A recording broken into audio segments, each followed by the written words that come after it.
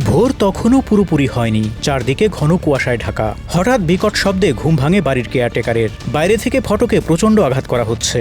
ঘুম ঘুম চোখে ফটকের কাছে গিয়ে দেখেন সাদা পোশাকে অস্ত্রধারী 5 থেকে 7 জন মানুষ দাঁড়িয়ে। পরিচয় বা কোনো প্রশ্নের সুযোগ না দিয়েই তাকে নির্দেশ দেওয়া হয় ফটক খুলতে।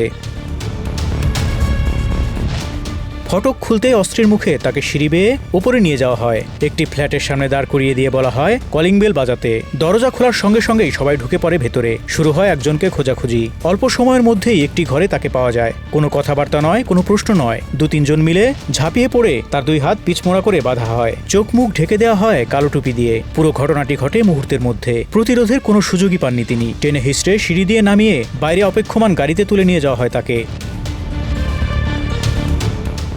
রাজধানীর লালমাটিয়ার একটি বাড়িতে 2008 সালের 25শে নভেম্বর ভোরে ঘটে যাওয়া এই ঘটনাটির পর থেকে আজ পর্যন্ত আর কোনো খোঁজ নেই যুবলীগের তৎকালীন কেন্দ্রীয় নেতা লিয়াকত হোসেনের। স্ত্রীর বড় বোনের ফ্ল্যাট থেকেই তাকে তুলে নেওয়া হয়েছিল বলে জানান তার এক স্বজন। বললেন সেই দিনের পর থেকে 17 বছর কেটে গেছে। তিনি বেঁচে আছেন নাকি নেই, এই অনিশ্চয়তাই আমাদের প্রতিদিনের সঙ্গী। লিয়াকত হোসেনের গ্রামের বাড়ি মাদারীপুরের শিবচর উপজেলার ভান্ডারিকান্দি গ্রামে। সম্ভ্রান্ত পরিবারে জন্ম। 6 ভাই ও 1 বোনের মধ্যে তিনি সেজ।